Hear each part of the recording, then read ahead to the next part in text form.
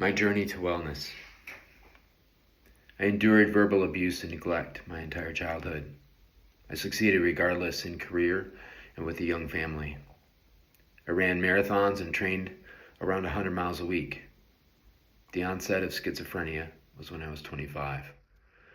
My world unraveled and I was terrorized constantly. I stopped running. After attempting to end my life, I witnessed the horrific things that can happen with mental illness while in a group home. I did not want this to happen to me, so I left society and lived in complete wilderness for 5 years. I returned in 2010, went on and off medications, and in and out of hospitals.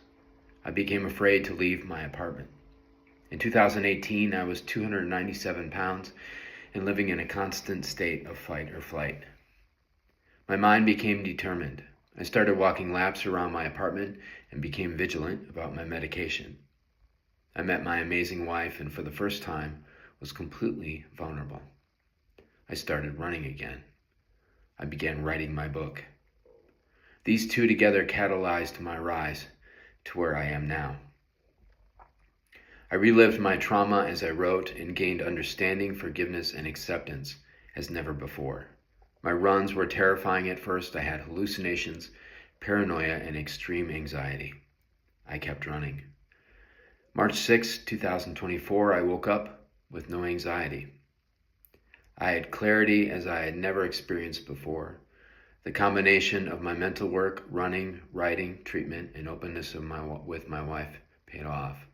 It is over a year and not a single symptom has returned. This was equally the most difficult and empowering battle of my life. I now train for and run 100-mile races. Within this training were several solo marathons and ultramarathons, including one starting at midnight.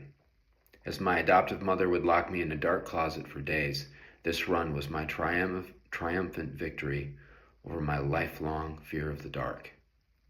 I speak to large groups of people about my journey. I'm doing what was impossible to me just a year ago, several times a day.